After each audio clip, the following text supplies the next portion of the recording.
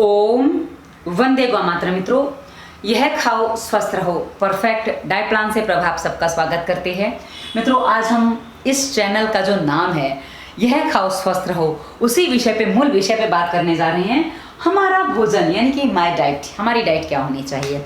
तो मित्रों, हमारी जो डाइट होती है उसके लिए हमारे कुछ उद्देश्य होते हैं। उद्देश्य क्या, उस पर हम चर्चा करेंगे। हमारे भोजन का आधार क्या, यानी कि हमारा भोजन किस चीज़ पर डिपेंड करता है। उसके बाद हमारे कितनी कैलोरी की आवश्यकता होती है। एक व्यस्त व्यक्ति का भोजन कितना क्या होना चाहिए, उसमें क्या क्या होना चाहिए, और कार्बोहाइड्रेट, प्रोटीन और चर्बी, इनका हम जो सेवन करते हैं उसका क्या, उसमें क्या कितना मिलता है, कितना कैलोरीज वगैरह मिलता है, और मिनरल, खनिज, पानी, विटामिन सी किस श्रेणी में गिने जाते हैं, और पथ्य यानी कि लघु भोजन क्या है, अपथ्य यानी कि गुरु भोजन क्या है। और साथ ही आयुर्वेद में दो बातें कही जाती हैं कि बिना भूख के भोजन नहीं करना, और दूसरी बात समय पर भोजन करें।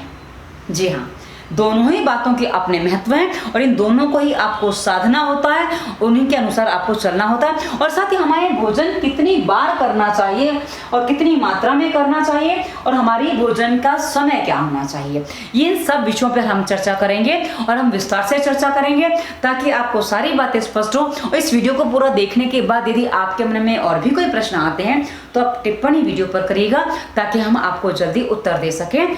और हम आपको उत्तर देते ही आप जानते हैं कि हम हर कमेंट को रिप्लाई करते हैं, आप हमारे वीडियोस में देख सकते हैं। तो चलिए हम सबसे पहले जानते हैं कि हमारा भोजन जो है उसके उद्देश्य क्या होते हैं। मित्रों, इस संसार में दो प्रकार के लोग होते हैं। जो कुछ ऐसे होते हैं जो सिर्फ जीने के लिए खाते हैं, और कुछ लोग ऐसे होते हैं जो खाने के लिए जीते हैं। तो मित्रों, पहले प्रकार में हमने पकड़ा है खाने के लिए जीते हैं। जो लोग खाने के लिए जीते हैं ना, उनके लिए कोई रूल, कोई रेगुलेशंस नहीं है। आप खाओ पियो ऐश करो, आपके लिए कोई नियम ये कुछ भी लागू नहीं होता है, क्योंकि आपके जीवन में कोई उद्देश्य नहीं है, आपका बस खाना और खाना ही उद्देश्य है। तो आप अपनी मनमानी कर सकते हैं, आपके लिए हमारा कोई भी निर्देश काम का बिल्कुल भी नहीं है। लेकिन जो दूसरे प्रकार के लोग हैं जिनके जीवन में कुछ उद्देश्य हैं, जो अपने जीवन को यदि कि रोगी हैं तो निरोगी होना चाहते हैं, निरोगी हैं तो उपयोगी होना चाहते हैं अपने परिवार के लिए, अपने समाज के लिए, अपने राष्ट्र के लिए, तो उनके लिए हमारे ये कुछ निर्देश हैं जिनको आप पालन करके अपने आप को रोग से रोग मुक्त कर सकते हैं, और आप निरोगी हैं तो आप अपने आप को उपयोगी बना सकते हैं। तो चलिए हम इसकी चर्चा करेंगे। और हाँ, इसमें एक बात और बता दो मित्रों, हमारे जो शास्त्रानुसार माना जाता है तो हमारे जीवन के उद्देश्य होते हैं धर्म पूर्वक, धर्म अर्थ काम मोक्ष, जिसे हम कहते हैं कि धर्म पूर्वक अर्थ को कमाना, उसको अपने काम में उपयोग करना। काम में यानी कि हमारे सामाजिक कार्य भी होते हैं, हमारे अपने निजी कार्य भी होते हैं, उसमें उपयोग करना, और मोक्ष प्राप्ति के लिए कर्म करना, ये हमारे जीवन का उद्देश्य होता है हमारे शास्त्रीय दृष्टि से। तो उसमें भी ये पूरा आपको सहयोग करेगा। तो मित्रों, वीडियो पूरा देखिएगा। चलिए अब हम आते हैं आधार, हमारे भोजन के आधार क्या होते हैं, क्योंकि आधार जाने बिना कुछ भी निर्णय करना, आगे बढ़ना बहुत ही फालतू की बात होती है। तो चलिए हम जानते हैं हमारे भोजन का आधार क्या है। मित्रों, सबसे पहला आधार हमारे भोजन का जठराग्नि, यानी कि आपके पेट में अग्नि कैसी चल रही है, यानी कि आपकी भूख कैसी है, यानी कि आपकी पाचन शक्ति कैसे, आपकी पाचन क्षमता कैसी है। अब किसी की पाचन क्षमता बहुत मजबूत है और वो बहुत हल्का फुल्का भोजन कर लेगा तो उसको तो बहुत जल्दी भूख लगाएगी, तो उसको थोड़ा भारी भरकम भोजन करना पड़ेगा, यानी कि उसको अपथ्य भोजन में से वो भोजन कर लेगा तो उसको दिक्कत नहीं आएगी। लेकिन जिसकी पाचन शक्ति बहुत ही कमजोर है, जो पेट का रोगी है, जो जिसको समस्याएं हैं, वो यदि भारी भोजन कर लेगा तो उसको जल्दी पचेगा नहीं, तो उसको हल्का भोजन करना चाहिए। तो यहाँ से डिसाइड होगा जठराग्नि से कि आपको भोजन में क्या लेना है, क्योंकि सारे आधार बनते हैं हमारे भोजन, हमारे डाइट को तय करने में। दूसरी बात, हम किस देश में रहते हैं। मित्रों, देश हमने पृथ्वी पर देखे बहुत सारे देश हैं, पर भारत जो एक देश है उसमें भी बहुत सारे प्रांत हैं, और प्रत्येक प्रांत में आप देखिए थोड़ी थोड़ी दूर में करीब 20 किलोमीटर चले जाइए, 50 किलोमीटर चले जाइए, जलवायु बदल जाती है। तो मित्रों, आपके यहाँ आप जहाँ रहते हैं वहाँ की जलवायु क्या है, उस अनुसार आपके प्रांत में क्या चीज़ें उत्पन्न होती हैं, उस पर आपका डाइट चार्ट निर्भर होता है। जैसे मैं आपको बता दूं एक छोटा सा उदाहरण, उत्तर भारत में यदि आप जाते हैं तो वहाँ आपको जो भोजन मिलेगा वो आपको सरसों के तेल का मिलेगा। अब तो खैर मिलावटी तेल बहुत सारे चल गए हैं, पर जो मूल कहा जाता है वो सरसों के तेल का भोजन बनता है, अक्सर घरों में आज भी वहाँ वो बनता है। लेकिन यदि आप दक्षिण भारत में जाते हैं तो वहाँ नारियल का तेल खाया जाता है। वहीं यदि आप गुजरात, महाराष्ट्र यानी कि पश्चिम भारत की तरफ आते हैं तो यहाँ आप देखेंगे कि ज़्यादातर मूंगफली का तेल खाया जाता है। तो मित्रों, ये प्रांत के अनुसार वहाँ तेल का वर्गीकरण है, तेल खाए जाते हैं। अब मित्रों, ये निर्भर करता है कि आप किस प्रांत में रहते हैं और उस अनुसार आपका डाइट डिपेंड करेगा, उस पर निर्भर करेगा। तो आपका देश कौन सा, उस पर निर्भर करता है। उसके आगे बढ़ते हैं, आपकी आयु क्या है, यानी कि आप बच्चे हैं, यदि आप बच्चे हैं तो आपकी डाइट वैसी होगी, क्योंकि बढ़ती उम्र के लिए वैसा भोजन चाहिए, तो आपकी डाइट की मात्रा और संख्या उतनी होती है, क्योंकि आपकी पाचन शक्ति बचपन में अलग होती है, बड़े होने के बाद अलग होती है। तो उस अनुसार आपका डाइट चार्ट तय होता है। जैसे यदि बच्चा है, बढ़ती उम्र है, तो उसकी पाचन शक्ति भी मजबूत है, तो उसको हैवी भोजन चाहिए। अब युवा हो चुके हैं आप, तो ऐसी स्थिति में आप यदि ज़्यादा उष्ण वाला भोजन करते हैं, जिसमें ज़्यादा गर्मी है, तो आपकी गर्मी और बढ़ जाती है, तो गुस्सा वगैरह और कुछ तकलीफें बढ़ जाती हैं। और वहीं यदि आप वृद्धावस्था को प्राप्त हो चुके हैं, यानी कि आपको वृद्धावस्था के गुण आ गए हैं, आपके शरीर में दोष आ रहे हैं, जोड़ों में दर्द हो रहा है, नींद नहीं आ रही, ऐसी चीज़ें हैं, तो आपको वैसी डाइट लेनी होती है। उसके बाद आप किस ऋतु में अभी चल रहे हैं, माने कि अभी सर्दियों की ऋतु है। अब सर्दियों की ऋतु में यदि आप गर्मी की ऋतु वाला, वर्षा ऋतु वाला भोजन करेंगे तो नहीं चलेगा। ऋतु के अनुसार भोजन जो उपलब्ध है, जो आपके यहाँ होना चाहिए, उस ऋतुचर्या को भी आपको पालन करना होता है। अच्छा, उसके आगे आपका कार्यक्षेत्र क्या है, आप क्या काम करते हैं। काम करते हैं यानी कि जैसा आपका फिजिकल मेंटल वर्क है, उस पर भी डिपेंड करता है कि आपकी डाइट क्या होनी चाहिए। क्योंकि यदि आप फिजिकल वर्क करते हैं तो आपको प्रोटीन की ज़्यादा ज़रूरत होती है, आप मेंटल वर्क करते हैं तो आपको दूसरी चर्बी आदि की, चर्बी यानी कि वो स्मूथ पदार्थों की आपको ज़्यादा ज़रूरत होती है। तो ऐसी स्थिति में आपका डाइट अलग अलग होता है, तो वो निर्भर करता है। अब मित्रों, आपको बता दूँ, कैलोरी यानी कि ऊर्जा, हम जो भोजन करते हैं उसमें हमें कितनी कैलोरी खाते हैं, यानी कि हम कितनी ऊर्जा का सेवन करते हैं, कितनी ऊर्जा उसमें से बनती है, उस पर भी हमारा बहुत कुछ है। अब मित्रों, हमें कितनी कैलोरी की आवश्यकता पड़ती है, यदि हम देखें कि जो व्यक्ति मेहनत नहीं करते, नहीं कि बच्चा है, छोटा है, उसको मेहनत ज़्यादा नहीं पड़ती है, काम ज़्यादा नहीं करना पड़ता है, तो उसको कम कैलोरी से भी काम चल जाता है, यानी कि वो 1000 से 1600 कैलोरी तक भी लेगा तो चल जाएगा। लेकिन जैसे जैसे काम बढ़ता जाता है, जैसे जैसे हमारी स्थितियाँ आगे बढ़ती जाती हैं, वैसे हमारी कैलोरीज की मात्रा 2000, 2400, 3000, 4000 तक चली जाती है। यदि कोई बहुत मेहनत वाला काम कर रहा है, वो डंबल उठा रहा है, वेट लिफ्टिंग कर रहा है, उसका दिन वो पहलवानी ही करते हैं, तो उनको कभी कभी 4000 कैलोरी, उससे भी ज़्यादा की ज़रूरत पड़ सकती है। डिपेंड करता है वो कितना मेहनत करते हैं, कितना काम करते हैं, तो ये सब उस पर डिपेंड करता है। तो आशा ही आपको आप सारी बातें स्पष्ट हो रही होंगी। चलिए, उसके आगे हम आपको बताते हैं कि एक वयस्क व्यक्ति का भोजन क्या होना चाहिए, कितना होना चाहिए, और भोजन में हमें जो मिलता है मित्रों, मैं आपको भी बता दूं, भोजन में हमें कार्बोहाइड्रेट, प्रोटीन और चर्बी, ये 3 पदार्थ मुख्य रूप से मिलते हैं। हाँ, कुछ मिनरल्स, खनिज, पानी और विटामिन, ये हम कुछ अलग भी लेते हैं, तो इसको उस भोजन में नहीं गिना जाता है, जो ये हमने ऊपर गिनाया उसमें नहीं गिना जाता है, क्योंकि ये सीधे जो मिनरल्स हैं, खनिज है, पानी है, ये विटामिन जो ये हमारे सीधे रस में बन जाते हैं, रस कन्वर्ट हो जाते हैं, रस में कन्वर्ट होते हैं, तो इसको हम उसमें नहीं गिनते हैं। तो जो कैलोरी है वो इसमें कार्बोहाइड्रेट, प्रोटीन और चर्बी में ही मूल मानी जाती है। तो हमारा जो हम 1 ग्राम जो भोजन कार्बोहाइड्रेट खाते हैं, तो उसमें हमें 4.1 ग्राम कैलोरी मिलती है कार्बोहाइड्रेट, और प्रोटीन भी हमें 4.1 ग्राम मिलता है 1 ग्राम से, और वहीं हमें चर्बी जो मिलती है वो 9.1 ग्राम मिलती है 1 ग्राम यदि हम तेल आदि सेवन करते हैं, तो ऐसा पकड़ा जाता है। तो मित्रों, हमें दिन भर में जो आवश्यकता होती है करीब 90 ग्राम कार्बोहाइड्रेट की और 270 ग्राम प्रोटीन की और 120 ग्राम चर्बी की आवश्यकता होती है। ये हमारे पूरे दिन की एक सामान्य आवश्यकता है। इसमें आपके काम के हिसाब से कम ज़्यादा होता है, आपका फिजिकल वर्क, मेंटल वर्क के हिसाब से आगे पीछे हो सकता है, बट एक सामान्य चार्ट हमने आपको बताया जो ये होता है। अच्छा, उसके बाद मित्रों, एक व्यक्ति को, एक वयस्क व्यक्ति को, एक शरीर जिसका पूरा हो चुका है, यानी कि जिसका कहते हैं ना युवावस्था आई है, जो मानो कि 12 से 15 साल की आयु तक जो आ जाता है, उसका एक बार का डाइट कितना होना चाहिए, एक दिन का भोजन, एक बार का नहीं, एक दिन का भोजन कितना होना चाहिए, तो उसको अन्न जो है वो 400 ग्राम खाना चाहिए एक दिन में। यानी कि मैं आपको बता दूं, तो ये जो अन्न हम पकड़ रहे हैं, ये सूखा पकड़ रहे हैं, गीला नहीं पकड़ रहे हैं, क्योंकि गीले में आप दाल में पानी कितना डाल दिया, तो अब 100 ग्राम दाल ही आपकी 500 ग्राम हो गई, हो सकता है और 100 ग्राम दाल आपकी 200 ग्राम भी हो, तो दोनों पे अंतर हो जाता है, इसलिए यहाँ सूखे पकड़े जाते हैं। तो अन्न में आता है गेहूँ, चावल, अनाज, जैसे दालें नहीं आती इसमें, जौ है, जई है, ये सब अन्न में आता है, तो उसको आप अन्न में पकड़ सकते हैं। दालें प्लस ड्राई फ्रूट्स। अब दालें प्लस ड्राई फ्रूट 114 ग्राम होनी चाहिए दिन भर की डाइट में। सब्जियां करीब 200 ग्राम होनी चाहिए। सब्जियों में हरी, सूखी, कंद सब शामिल हो जाते हैं। और उसके बाद फल करीब 85 ग्राम हमें सेवन करना चाहिए। 100 ग्राम आप पकड़ के चल सकते हैं एक दिन का फल। आप बोलेंगे 100 ग्राम फल से क्या होगा, पर हाँ, यदि आप कुछ चीज़ें और कम कर रहे हैं क्योंकि आपका अन्न कम हो रहा है, क्योंकि 400 ग्राम अन्न खाना सामान्य बात नहीं है, हर कोई नहीं खा सकता है, तो आप वहाँ फल बढ़ा लेते हैं, तो उतना वो आपके शरीर की डिपेंड आवश्यकता से आप आगे पीछे कर लेते हैं। उसके अलावा मीठा 57 ग्राम एक दिन का, और उसके बाद वसा 50 से 60 ग्राम। कुछ लोग इससे ज़्यादा भी खा लेते हैं, कुछ इससे कम भी खाते हैं। वहीं दूध 284 ml यानी कि करीब 1 गिलास हो जाता है, जो बड़ा वाला जो आता है ना 300 ml का नॉर्मल जो ग्लास होता है। तो ये हमारे एक दिन की डाइट की हमारी आवश्यकता है।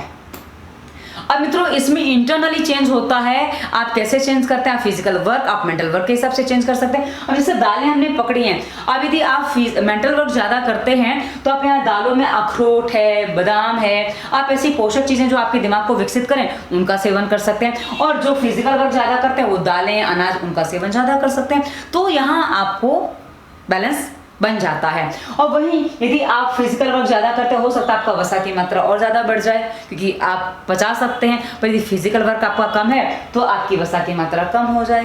तो ये डिपेंड करता है आप कैसी डाइट ले रहे हैं, कैसा आपका जीवन चल रहा है। तो कहा ना, आधार है हमारा, उस पर सब कुछ निर्भर करता है। मैं आपको पहले ही बता दिया। अच्छा, अब हम आते हैं पथ्य यानी लघु भोजन क्या है, यानी कि जो जल्दी पच जाता है, जो हल्का होता है, ऐसा भोजन क्या होता है। क्योंकि जो पथ्य और लघु भोजन होता है उसमें वायु और अग्नि तत्व की प्रधानता होती है।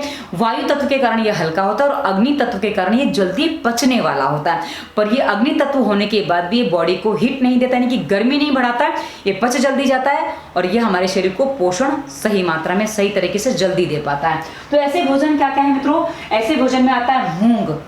मूंग को आप किसी भी तरह से सेवन करिए, ये पथ्य भोजन में शामिल है, इसको कोई भी खा सकता है। मित्रों, यहाँ जो हम आपको बताने जा रहे हैं, यहाँ प्रकृति बेस नहीं है, यहाँ आपकी पाचन शक्ति बेस है। तो आप जो कफ वात पित्त कोई भी प्रकृति हो, आप मूंग हर कोई खा सकता है। वैसे ही जौ हर कोई खा सकता है। अब जो आप बोलेंगे कि भाई जौ तो हम तो आजकल तो जौ का आटा चलता ही नहीं है, ज्वार मक्का, हाँ ज्वार मक्का भी कम चलता है, गेहूं ज़्यादा लोग खाते हैं। हाँ, पर गेहूं को भी पथ्य में नहीं माना गया, उसको अपथ्य में भी नहीं गिना गया। पर हाँ, ये कुछ अनाज बाहर है, सामान्यतः ये लिए जा सकते हैं, पर हाँ इनको पथ्य और अपथ्य में मतलब ये डेली सेवन भी नहीं करने चाहिए, पर आप कभी कभी उनका सेवन कर सकते हैं। तो हाँ, जौ जो है ये आप नियमित खा सकते हैं, इसमें कोई प्रॉब्लम नहीं है। वैसे ही दूध, घी आप नियमित खा सकते हैं। मित्रों, घी इतना निर्दोष होता है, जिसको लोग कहते हैं कि इससे मोटापा बढ़ जाएगा, ये हो जाएगा, वो हो जाएगा। मित्रों, घी की निर्दोषिता मैं यहाँ से आपको बता दूं, जब कोई महिला जिसका प्रसव होता है, यानी कि जिसकी डिलीवरी होती है, उसके बाद यदि उसको कोई डाइट दी जा सकती है तो सबसे पहली डाइट वो घी में बनाकर ही दी जा सकती है। उसके अलावा उसको कुछ भी नहीं दिया जा सकता। घी में मात्र आटा घोल के उसका दलिया बना दी, उसको वो लापसी वो कहते हैं, वो सीरा बना दीजिए, हलवा बना दीजिए, वो उसको खिलाइए, वो पचा सकती है।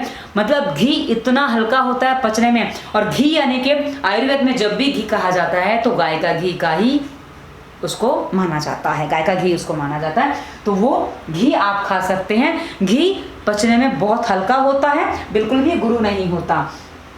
आंवला, आंवला मित्रों हर मौसम में आप किसी ना किसी रूप में खा सकते हैं। इसका अचार बना लीजिए, इसकी कैंडी बना लीजिए, इसका मुरब्बा बना लीजिए। आप आंवला हर मौसम में खा सकते हैं। यदि आप डेली के 2 आंवले खा लेते हैं तो आपके बाल हमेशा काले रहेंगे, कभी वो सफेद नहीं होंगे, पक्की बात है। तो आंवला आप हमेशा सेवन कर सकते हैं। सेंधा नमक, जी हाँ मित्रों, सेंधा नमक आप हमेशा सेवन कर सकते हैं, पर लिमिट मात्रा में। कोई भी चीज़ आपको सीमित मात्रा में सेवन करनी होती है, आप अति तो नहीं करना चाहिए। जैसे घी भी हमने आपको डाइट चार्ट भी बता दिया, तो आप उस अनुसार सेवन कर सकते हैं सेंधा नमक। और मौसम के अनुसार जो फल आते हैं, मौसम के जो फल होते हैं वो भी आप सेवन कर सकते हैं, वो आपके लिए पथ्य होते हैं। और जो आपके शहर में होते हैं, जैसा कि हम ऊपर ही देश बता चुके हैं, तो जो आपके आसपास होते हैं वो भोजन, मौसम के फल आप अपने सेवन कर सकते हैं। क्योंकि बाहर से तो बहुत कुछ आ जाता है जो आपको सेवन नहीं करना चाहिए। उसके अलावा शाली और साठी चावल, शाली चावल जिसको ब्राउन राइस भी कहते हैं, साठी यानी जो चावल खेत में 60 दिन में पक जाता है उसको साठी चावल कहा जाता है। और चावल हमेशा पुराना खाया जाता है, क्योंकि नया चावल पचने में भारी होता है, पुराना अनाज पचने में हल्का होता है, लघु होता है, तो इसलिए पुराना अनाज खाया जाता है, पुराना अनाज खाना चाहिए। और उसके अलावा वर्षा का जल, जी हाँ मित्रों, वर्षा का जल कई बार पहले तो संग्रह किया जाता था, बड़े बड़े हौज बना लिए जाते थे, लोग घरों में भी बनाते थे, उसका संग्रह करके उसको यूज़ करते थे। लेकिन आजकल तो वर्षा का जल नदियों में, तालाबों में संग्रह होता है, हमारे यहाँ ना जाने किस किस प्रक्रिया से आता है, तो उसमें कई बार दूषण हो जाता है, वो हम कई तरह से शुद्ध करते, वो बात अलग है। पर हाँ, वर्षा का जल हर मौसम में पिया जा सकता है। उसके अलावा शहद, जी हाँ, शहद पथ्य में आता है, पर हाँ सीमित मात्रा में सेवन किया जाता है। पर शहद हम 57 ग्राम सेवन नहीं कर सकते हैं, हमने सारा मीठा मिलाकर 57 ग्राम पकड़ा है। शहद हमने पहले शहद पर वीडियो दिया है, जड़ी बूटी प्लेलिस्ट में आपको वीडियो मिल जाएगा, पहला वीडियो हमने शहद पर ही दिया है औषधि में, तो आप वो वीडियो देख सकते हैं। अब 15-20 ग्राम शहद रोज सेवन कर सकते हैं, कोई समस्या नहीं होती है। तो ये आपके पथ्य भोजन में जो आता है वो हमने आपको गिना दिया है, बहुत ही सरल है।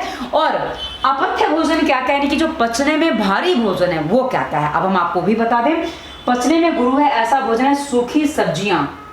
सूखी सब्जियां यानी कि जैसे आपने देखा होगा राजस्थान आदि जो प्रांत में लोग रहते हैं वो क्या करते हैं कि सब्जियों को मौसम जब होता है ना उनको सुखा के रख लेते हैं, जैसे उन्होंने हर चीज़ को सुखा के रख लेते हैं, जैसे वो हरी सब्जी भी सुखा के रख लेते हैं, ग्वार है, भिंडी है, कुछ भी वो सुखा के रख लेते हैं। तो ये जो सुखा के सब्जी जो आप रख लेते हैं उसको जो बनाते हैं वो आपको रोज नहीं खानी चाहिए, वो अपथ्य है, वो पचने में भारी है। वही जो मांसाहारी लोग हैं ना, ये मांस को सुखा के रख लेते हैं, सूखी हुई मछली रख लेते हैं, मांस भी काफ़ी चीज़ें सुखा के रख लेते हैं, तो वो भी गुरु होता है, पचने में भारी होता है, वो आपको सेवन नहीं करना चाहिए, तो वो उससे बचना चाहिए। कभी कभी हफ्ते में एक आध बार आप सेवन करेंगे, महीने में एक आध बार सेवन करेंगे तो अच्छा, हफ्ते में नहीं, महीने में एक आध बार सेवन करें।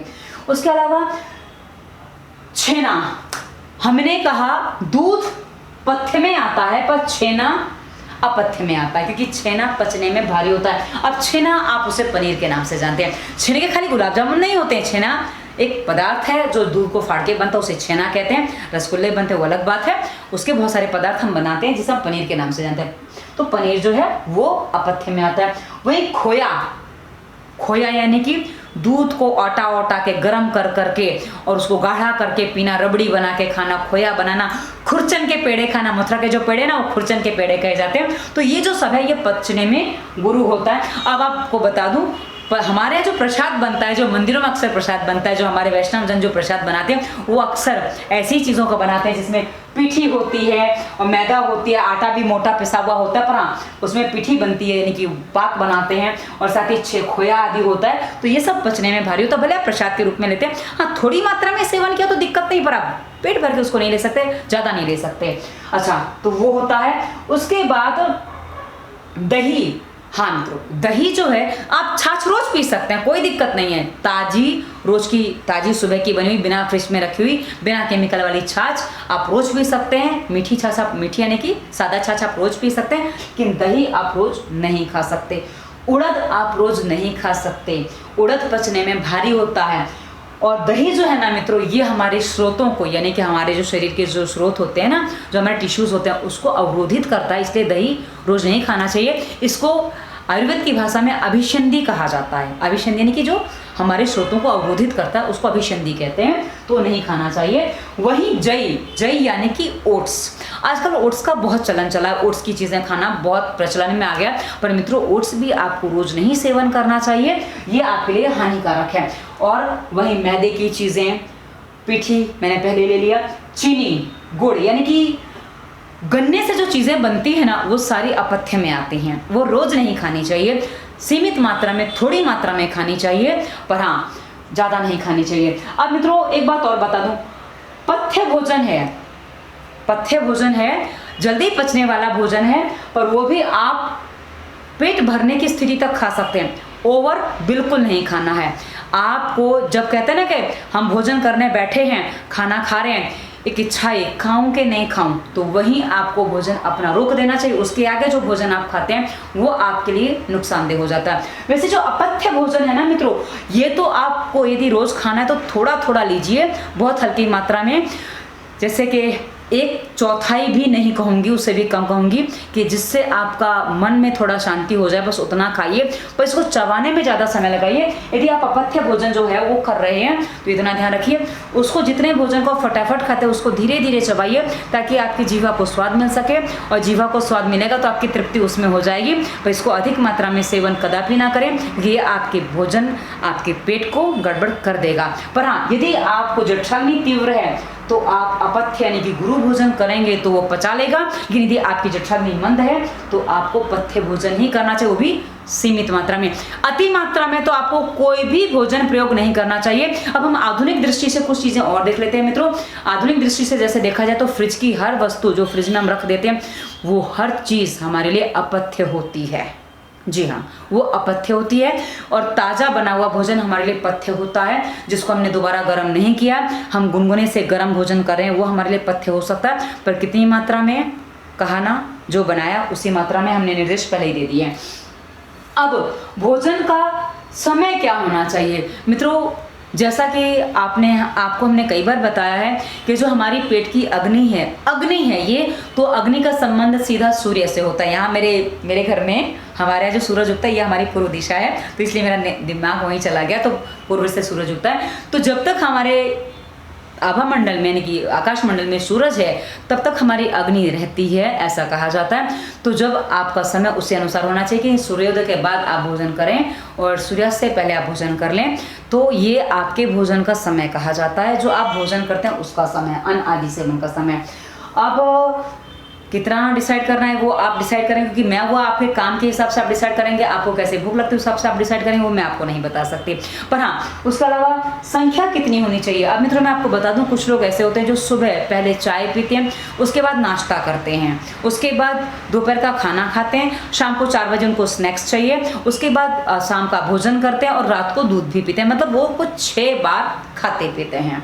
वहीं कुछ लोग ऐसे होते हैं जो सुबह सीधा चाय पी ली और बहुत से बहुत सीधा चाय के बाद सीधा 11-12 बजे सीधा खाना खा लिया, चाय के साथ हल्का सा उन्होंने कुछ ले लिया, तो 11-12 बजे उन्होंने खाना खा लिया, उसके बाद शाम का 4 बजे कुछ खाया और रात का सीधा भोजन करके बस उनका काम हो गया। ऐसे भी लोग होते हैं। और कुछ मेरे जैसे भी होते हैं जिसने एक बार सुबह खाना खाया, मतलब सीधा सुबह खाना ही खाया, चाय वाय नहीं चाहिए हमको, चाय तो हम पीते ही नहीं है, तो सुबह हमने करीब 9 बजे 10 बजे खाना खाया, कभी कभी 7 बजे भी खा लिया, 8 बजे जब भूख लगाई सुबह सुबह भोजन कर लिया, उसके बाद सीधा एक बार शाम को 4-5 बजे भोजन किया, रात को दूध पिया, सो गए। ये मेरा भोजन का तरीका है जो मैं भोजन करती हूँ। तो आप किस तरीके से भोजन करते हैं वो आप डिसाइड करेंगे। और मित्रों आ गए कि मात्रा कितनी होनी चाहिए, क्योंकि मात्रा सबसे महत्वपूर्ण बिंदु है। तो मित्रों आप जितनी बार भी जितनी संख्या में भी भोजन करते हैं उसको पहले तय कर लीजिए आप कितनी संख्या में भोजन करते हैं। तो आप जितनी संख्या में भोजन करते हैं तो उतनी संख्या के अनुसार आपका जब दोबारा भोजन का समय होता है उस समय आपको भूख लगानी चाहिए। जैसे आप सुबह नाश्ता करते हैं तो सुबह नाश्ता करते समय आपको ये ध्यान रखना होगा कि आप दोपहर को भोजन कितने बजे करते हैं, तब तक आपको भूख लगानी चाहिए, उतना ही आपको भोजन करना है, क्योंकि हमें बिना भूख भोजन नहीं और समय पर भोजन दोनों बातों को फॉलो करना है। अब मैं समय पे भोजन मेरा ऐसे होता है कि भाई सुबह का जो है थोड़ा आगे पीछे होता है कभी कभी, क्योंकि जैसी भूख लगती है मैं उसी अनुसार भोजन करती हूँ। और शाम का भोजन मेरा मोस्टली समय है 4 से 5 बजे का फिक्स रहता है, कभी कहीं बाहर जाना हो तो थोड़ा आगे पीछे होता है बस, वरना वो रहता है कि भाई उस समय मुझे भूख भी लगाती है और मेरा खाने का मन भी करता है और मैं खा पी लेती हूँ, तो मुझे सुबह फिर भूख लगाती है, तो उस अनुसार मेरा भोजन होता है। और वैसे मेरा एक आदत और है कि जैसे वो शरीर पे पानी पड़ता तो मुझे भूख लगती है, यानी कि मैंने स्नान किया तो मुझे भूख लगती है, तो उस अनुसार मेरी भूख लगती है। पर हाँ, स्नान तो आजकल मेरा जल्दी हो जाता, पर ये वर्षा ऋतु चल रही है तो इसमें अग्नि मंद चलती है तो भोजन आराम से करते हैं। तो हमने कहा ना ऋतु का भी प्रभाव पड़ता है, तो भाई उससे भी असर पड़ते हैं हमारे ऊपर, तो वो सब लागू होता है। तो मित्रों आप जो मात्रा है डिसाइड ऐसे करेंगे कि जैसे आपने सुबह नाश्ता किया है तो जब आप दोपहर का भोजन करेंगे उस समय तक आपको भूख लगानी चाहिए। यदि आपको भूख नहीं लग रही है तो दोपहर के भोजन के समय तक, क्योंकि यदि आप हॉस्टल में रहते हैं, यदि आप कहीं ऐसी जगह रहते हैं जहां आपको समय पे भोजन करना है, जहां कोई काम करते हैं तो आपको समय पे भोजन करना है, रिसेस के समय में भोजन करना है, बाद में आप भोजन नहीं कर सकते। यदि आप सोचे कि भाई हम 4 बजे भोजन कर लेंगे, 4 बजे आपका काम का समय, तो आप भोजन नहीं कर सकते हो। तो आपको समय पे भोजन करने के लिए आपको उससे पहले का भोजन उतना हल्का रखना होगा कि आपको दोबारा जब आपका भोजन का समय होता है तो आपको भूख लगाए। आप बोलेंगे उससे मेरा पेट नहीं भरता। मित्रों, यदि आप भोजन अच्छे से चबा के खाएंगे पेट तो भर जाता पर मन नहीं भरता है। तो आप मन भरने के लिए आप भोजन को बहुत चबा के खाइए। जितना चबाएंगे उतना ही आपके स्वास्थ्य के लिए अच्छा, आपके लिए अच्छा है। तो भोजन भरपूर चबा के करिए ताकि आपका भोजन ठीक से पच सके। तो मित्रों, ये हमने आपके सामने करीब करीब पूरा विषय स्पष्ट कर दिया है। हमारा भोजन किस उद्देश्य के लिए होता है, आधार क्या होता है, हमें कितनी कैलोरीज लेनी चाहिए, हमारा भोजन किस मात्रा में कौन सा क्या होना चाहिए, हमने सारी बातें स्पष्ट की हैं। अब आपके क्या प्रश्न हैं? वीडियो आपने पूरा देखा है तो आपको समझ में आया होगा। अब आपके जो प्रश्न बन रहे हैं उसका आप वीडियो पे प्रश्न कर सकते हैं। डिस्क्रिप्शन में हमने स्वास्थ्य नियम प्लेलिस्ट की वीडियोस दी हैं जिसका पालन करके आपके जो भी रोग आपके शरीर में हैं उनको आप ठीक करने की शुरुआत कर सकते हैं, और करेंगे तो आपको अवश्य आराम मिलेगा। और साथ ही हमने और भी वीडियोस दिए हैं कि आप सामान्य जो हमने पथ्य भोजन बताओ कैसे बनाएं। जड़ी बूटी एक भेषज प्लेलिस्ट मिलेगी जिसमें हमने बहुत सारी औषधि बनाने के भी वीडियोस दिए हैं कि आप उनको कैसे बनाएं। और आगे बढ़ते हैं तो इंस्टाग्राम, फेसबुक, ट्विटर का लिंक है, नंबर भी मिल जाएगा जहाँ हमसे पर्सनली भी प्रश्न कर सकते हैं। और आप चाहें तो अपॉइंटमेंट भी ले सकते हैं यदि आपको हमसे कंसल्टेंसी करनी है। तो आपको जैसा सही लगे वैसा आप कर सकते हैं। वीडियो कैसा लगा अवश्य बताइएगा। धन्यवाद। वंदे मातरम।